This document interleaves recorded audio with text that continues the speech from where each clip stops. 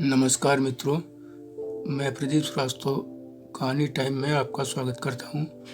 लीजिए सुनिए नक्सली राजा का बाजा कहानी का तीसरा भाग। लौटने के बाद नेताजी इतना खुश थे कि पूछिए मत। लग रहा था कि जैसे विश्व मैराथन दौड़ अत्यधिक कड़ी टक्कर मिलने के बाद भी रिकॉर्ड समय के साथ जीत कर आए हैं। दौड़ने से चेहरा, पूरा बदन पसीना पसीना जरूर हो रहा था, लेकिन जीतने की खुशी भी चेहरे पर साफ दिख रही थी। कोई किसी की जान लेने का इंतजाम करके भी खुश हो सकता है। यह देखना हो तो नेताजी को देखा जाना चाहिए, जो कल तक अपने राइट हैंड रहे। हम प्याला हम निवाला भोजूवीर की अर्थी उठवाने की व्यवस्था करके खुशी से फूले नहीं समा रहे थे। वही भोजूवीर जिसे वाराणसी जिले के भोजूवीर कस्बे में एक राजनीतिक कार्यक्रम के दौरान देखा था। उसकी सांगठनिक क्षमता, उसके पीछे चलती भीड़ देखकर बड़ी दूर की सोची और बुला कर कहा, यहाँ कहाँ अपने को खपा रहे हो? लखनऊ आओ, राजनीति की मुख्यधारा में खिलो। जब वह आ गया तो जल्दी ही प्यार से उसे उसके नाम ऋषि राज की जगह भोजू राज या फिर भोजूवीर कहने लगे, जिसे कल तक वह सबसे अपना छोटा भाई कहकर परिचय कराते थे। अब उसी के लिए नेताजी इंतजार करने लगे कि ड्राइवर जल्दी ही बाकी 50% भी लेने आएगा। सवेरे पेपर उठाते ही आदत के मुताबिक फ्रंट पेज देखने के बजाय अब वह लोकल पृष्ठ पहले देखने लगे कि ट्रक दुर्घटना में भोजू की मृत्यु की खबर है कि नहीं। हर आने वाले को देखते ही उसका चेहरा पढ़ने का प्रयास करते कि भोजू की सूचना लेकर आया है क्या। लेकिन नेताजी पर जैसे 7:30 शनिचर की ढैया का प्रकोप था, जैसे राहु केतु की वक्र दृष्टि उन पर पड़ रही थी। सब कुछ उलट पुलट हो रहा था। भगवान चित्रगुप्त पूजा के 24 घंटे बचे थे, मगर भोजू की मौत की खुशखबरी सुनने को उनके कान तरस रहे थे। वह बार बार ड्राइवर से मिलना भी नहीं चाह रहे थे। डर रहे थे कि किसी ने देख लिया और भोजू की दुर्घटना में मौत के बाद जब ड्राइवर पकड़ा जाएगा तो कहीं कोर्ट में वह यह न बोल दे कि मैं फला दिन उससे मिला था। आखिर वह समय भी आ गया जब भगवान चित्रगुप्त की पूजा के मात्र 12 घंटे बचे। नेताजी अपने स्तर पर भोजू की तैयारियों की पल पल की खबर ले रहे थे। हर पल के साथ उनकी धड़कनें तेज हो रही थी। उल्टी गिनती शुरू हो चुकी थी। वो रात भर कमरे में चहलकदमी करते रहे, लेकिन उनकी खुशी के पल नहीं आ रहे थे। उनकी सारी खुशी, सुख, चैन का रास्ता भोजू पहाड़ की तरह रोके हुए था। भगवान चित्रगुप्त अविराजे थे। दीपावली बीत गई थी, लेकिन दिए उनके दिल पर अब भी जल रहे थे। अब भी पूरा घर, पूरी दुनिया त्योहार की खुशियां मना रहा था, लेकिन वह अलग थलग थे। हमेशा विधिवत भगवान चित्रगुप्त की पूजा करने वाले नेताजी पूजा के बारे में सोच भी नहीं रहे थे, जबकि पूजा के कुछ ही घंटे रह गए थे। भोर हो गई, सूरज चढ़ आया, लेकिन नेताजी की दुनिया में अंधेरा ही था। भोर तक नहीं हो रही थी। घर वालों ने पूजा के लिए तैयार होने के लिए कहा, लेकिन उन्होंने भड़कते हुए कह दिया, तुम लोग कर लो। सब समझ गए कि कुछ बहुत ही गंभीर बात है, वरना आज तक धरती इधर से उधर हो जाए, अपनी धुरी पर उल्टा घूमना शुरू कर दे। लेकिन वह भगवान चित्रगुप्त की पूजा नहीं छोड़ते थे, मगर इस बार सब उल्टा हो रहा था। इधर घर में भगवान चित्रगुप्त की पूजा चल रही थी और उधर नेताजी के पास भोजूवीर के खास आदमी की कॉल आ गई। वही खास आदमी जिसे नेताजी ने तोड़ लिया था। उसने जो बताया उससे नेताजी के पैरों तले जमीन खिसकी नहीं, गायब हो गई। पूरी पृथ्वी ही गायब हो गई। वह अपने को त्रिशंकु की तरह अंतरिक्ष में लटका पा रहे थे और दूर अपनी धुरी पर घूमती पृथ्वी पर वह भोजूवीर की सिर्फ सामूहिक चित्रगुप्त पूजा देख पा रहे थे। विशाल जनसमूह के साथ भोजू भगवान चित्रगुप्त की पूजा कर रहा था और उनके घर वालों ने पता नहीं क्यों पूजा बीच में ही छोड़ दी थी। नेताजी घबरा गए कि घर वालों ने इतना बड़ा अपशकुन क्यों कर दिया। वह पूरी ताकत से चिल्लाए, मूर्खों, पागलों, पूजा अधूरी क्यों छोड़ दी? तुम सब पागल हो गए हो क्या? मुझे बर्बाद करने पर क्यों तुले हुए हो? मगर कोई सुन नहीं रहा था। तभी चित्रगुप्त भगवान की संवेश्वरों में आरती शुरू हो गई। साथ में घंटा भी बज रहा था। घर के सभी लोग संवेश्वर में आरती कर रहे थे। नेताजी का ध्यान भंग हो गया। वह मोबाइल अभी तक कान से चिपकाए हुए थे, जबकि फोन करने वाले ने अपनी बात कहकर कब का फोन डिस्कनेक्ट कर दिया था। वह एकदम पस्त होकर सोफे पर फिर पसर गए, सिर पीछे टिकाकर आंखें बंद कर ली। कुछ देर बाद उनकी पत्नी आई। पूजा के समय भी उनका दिमाग पति पर ही लगा हुआ था कि आखिर कौन सी ऐसी बात हो गई है कि जीवन में पहली बार पूजा तक नहीं की। वह प्रसाद देने के बहाने आई थी, इसी बहाने बात उठाकर पूछना चाहती थी कि बात क्या है। बगल में बैठकर उन्होंने उनकी बाह पर हाथ रखकर हल्के से पूछा, सो रहे हैं क्या? नेताजी ने आंखें खोले बगैर ही पूछा, क्या बात है? दरअसल पिछले 20-22 घंटों से वह सो ही कहाँ पा रहे थे। उनकी नींद तो भोजू ले उड़ा था। पत्नी ने कहा, प्रसाद लाई हूँ, बात क्या है, कुछ तो बताइए। नेताजी चुप रहे और आखिर में पत्नी ने फिर पूछा तो तीखे स्वर में कहा, रख दो, जाओ यहाँ से। पत्नी उनके सख्त लहजे से समझ गए कि इस समय और बोलना अच्छा नहीं है। वह गहरे सोच में पड़ गई। त्योहार पूजा की जो उमंग थी उस पर पूरी तरह ग्रहण लग गया। घंटा भर भी ना बीता होगा कि नेताजी के इन्फॉर्मर का फोन फिर आ गया।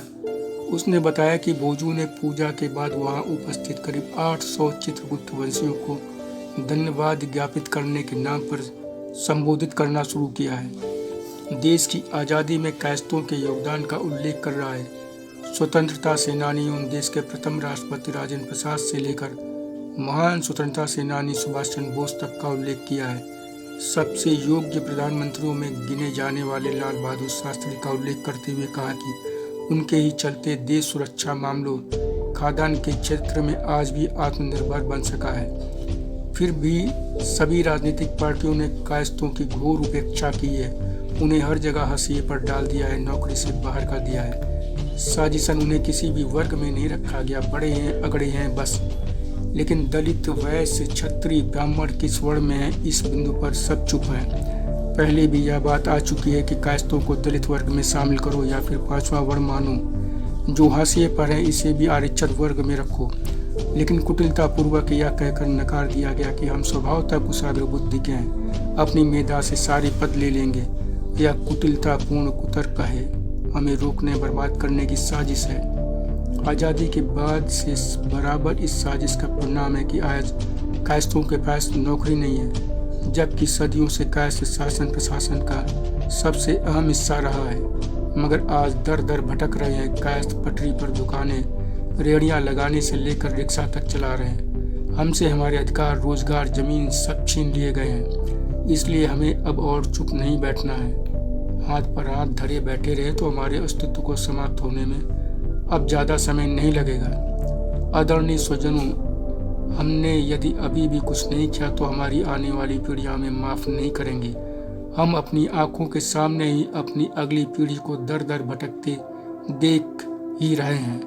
इन्फॉर्मर ने नेताजी को चटकारे लेते हुए बताया कि भोजू के भाषण को लोगों ने न सिर्फ ध्यान से सुना बल्कि उससे आगे बढ़ने और हर कदम पर साथ देने का वचन भी दिया है। और भोजू ने गर्म लोहे पर चोट करने में देर नहीं की। उसने सबसे भगवान चित्रगुप्त की शपथ लेने को कहा कि सभी उसके शुरू होने वाले आंदोलन को तन मन धन से सहयोग करेंगे। और अब पूजा के नाम पर जिस समूह को इकट्ठा किया तो उनकी भावनाओं में उबाल लाकर उन्हें लेकर धरना प्रदर्शन के लिए आगे की ओर बढ़ चला है। पुलिस के नाम पर 4-6 लोग ही हैं। उन्होंने बिना अनुमति धरना प्रदर्शन के लिए मना किया, लेकिन भोजू मान नहीं रहा है। यह तय है कि पुलिस फोर्स के आने में देर नहीं लगेगी, वह इन्हें आगे बढ़ने नहीं देगी।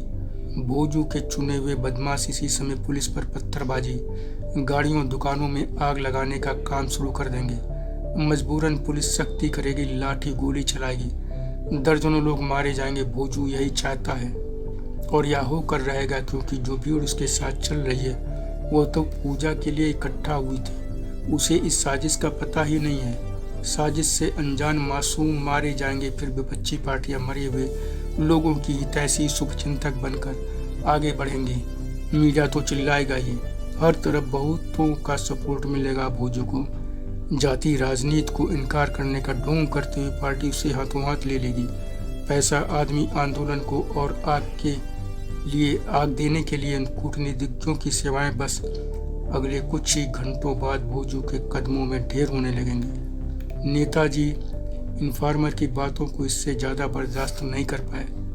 इतना क्रोध में आ गए कि मोबाइल पूरी ताकत से सामने दीवार पर दे मारा। मोबाइल कई टुकड़ों में जमीन पर बिखर गया। करीब 1 लाख रुपए के उनके मोबाइल के कई टुकड़े वापस उनके करीब आकर गिरे। पसीने से तर नेताजी थर थर कांप रहे थे। ट्रक ड्राइवर को गाली दिए जा रहे थे कि साले ने पैसा ले लिया लेकिन काम नहीं किया, कर दिया होता तो आज या भोजू। फिर कई गंदी गालियां दी। बुदबुदाए, ठीक है ट्रक से नहीं मरा ना सही, लेकिन मरेगा निश्चित। नेताजी ने इसके साथ ही एक और कठोर निर्णय ले लिया कि वह ट्रक ड्राइवर को भी मारेंगे। आज इन दोनों में से एक को जरूर मरना है, उसे उसके धोखे की सजा देंगे। वह दांत किटकिटाते हुए बुदबुदाए, भिजुआ तुझको ऐसे आसानी से नहीं छोड़ूंगा। साला लेखक रोज शाम को आने के लिए कहता है, आज फिर कहा है, देखता हूँ यार नमक हराम क्या समाधान निकालता है। बहुत पैसा खर्च किया साले पर। नेताजी कुछ देर बैठे रहे। इस बीच मोबाइल की आवाज़ सुनकर पत्नी आई और मोबाइल के बिखरे टुकड़ों को देखकर समझ गई कि क्या हुआ। उसने मोबाइल के सारे टुकड़े उठाकर नेताजी के सामने सेंटर टेबल पर रख दिया। एक गिलास ठंडा पानी भी ले आई और बिना कुछ कहे वापस चली गई। उनके जाने के बाद नेताजी ने सिम उठाया, उसे दूसरे मोबाइल में लगाया।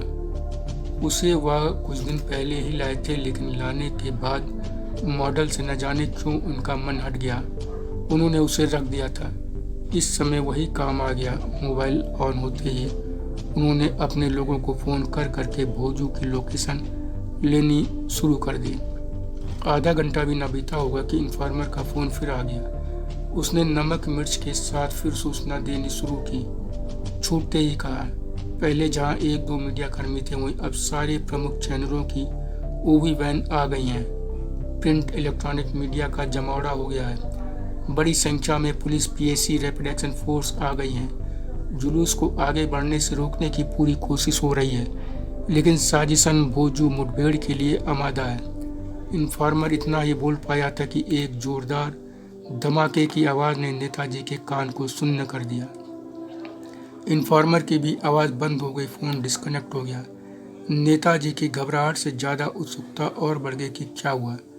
भोजू अपनी योजना में कामयाब हो गया क्या? उन्होंने कॉल बैक किया तो इन्फॉर्मर छूटते ही बोला, आप न्यूज़ चैनल देखिए, मैं बाद में कॉल करूंगा। नेताजी चीख पुकार, गोलियों की आवाज़, धमाके, शोर के बावजूद कुछ और पूछना चाह रहे थे, लेकिन उधर से फ़ोन काट दिया गया। नेताजी ने रिमोट उठाकर तुरंत टीवी ऑन किया, समाचार चैनल लगाने शुरू किए, लेकिन किसी पर भोजू के बारे में कहीं कुछ नहीं आ रहा था। वह चैनल बदलते रहे, लोकल न्यूज़ चैनल तक पहुंचे, लेकिन वहां भी भोजू के बारे में कुछ नहीं था। उन्होंने इन्फॉर्मर को फिर गाली दी, यह भी साला दगाबाज निकला। उन्होंने रिमोट साइड में रख दिया। उन्हें महसूस हुआ कि गला बुरी तरह सूख रहा है, तो पानी उठाकर पिया। उसके पहले पत्नी जो प्रसाद रख गई थी उसमें से एक पीस मिठाई उठाकर खा ली थी। मिठाई पानी ने गले को कुछ तरावट दी तो बेचैन नेताजी ने रिमोट उठाकर फिर चैनल बदलना शुरू किया। कुछ ही चैनल बदल पाए थे कि उन्हें एक चैनल पर ब्रेकिंग न्यूज चलती मिली कि आंदोलनकारियों पर पुलिस की बर्बरतापूर्ण कार्रवाई। सूत्रों के अनुसार 1.5 दर्जन से अधिक लोगों की मौत, मरने वालों में महिलाएं, बच्चे भी शामिल। नेताजी की नजरें टीवी पर जम गई। आधे घंटे में पूरी तस्वीर साफ हो गई। इन्फॉर्मर ने जो बताया था थोड़ी देर पहले वही सब हुआ था। कई गाड़ियों, दुकानों, पुलिस के वाहनों को आंदोलनकारियों ने आग के हवाले कर दिया था। पुलिस ने पहले लाठी, आंसू गैस, वाटर कैनन का इस्तेमाल किया, लेकिन जब उपद्रवी काबू में नहीं आए तो मजबूरन गोलियां चलाई। मरने वालों में 7 बच्चे, 6 महिलाएं, 5 पुरुष थे। 2 दर्जन से अधिक पुलिस वाले भी घायल हुए थे। भोजू सहित सैकड़ों लोगों को पुलिस ने गिरफ्तार कर लिया था। भोजू को बिना अनुमति जुलूस, धरना प्रदर्शन करने, सरकारी संपत्तियों को नुकसान पहुंचाने, कानून व्यवस्था को बिगाड़ने, दंगा बलवा करने के आरोप में गिरफ्तार कर लिया गया। वह जो चाहता था वह सब हो गया। वह चैनलों पर छाया हुआ था। जब पुलिस उसे गिरफ्तार करके गाड़ी में बैठा रही थी तो उसने चैनल वालों से चीख चीख कर कहा कि पुलिस वालों ने चित्रांशियों के शांतिपूर्ण आंदोलन का बर्बरतापूर्वक दमन किया है। सरकार ने जालिम जनरल डायर की याद दिला दी है, इतिहास को दोहराया है, लेकिन वह अच्छी तरह समझ ले कि दमन से हम झुकने वाले नहीं। डायर ने स्वतंत्रता सेनानियों का दमन किया, उनकी हत्या की तो उनका भी शासन नहीं रह पाया। इस सरकार की भी उल्टी गिनती शुरू हो गई है। हम चित्रांशी अब चुप नहीं रहेंगे। देश भर में फैलेगी आग। हम अपने अधिकार लेकर रहेंगे। हमें अपनी जनसंख्या के अनुपात में आरक्षण चाहिए ही चाहिए।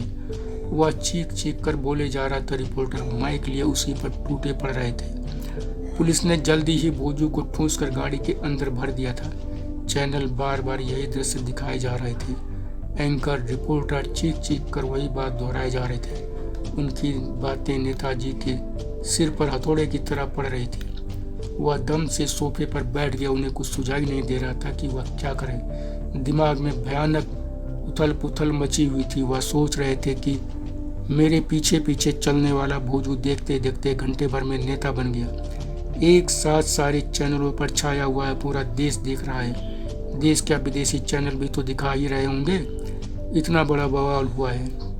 इतने सारे लोग मारे गए हैं। घायलों में से भी अभी बहुत से मर जाएंगे।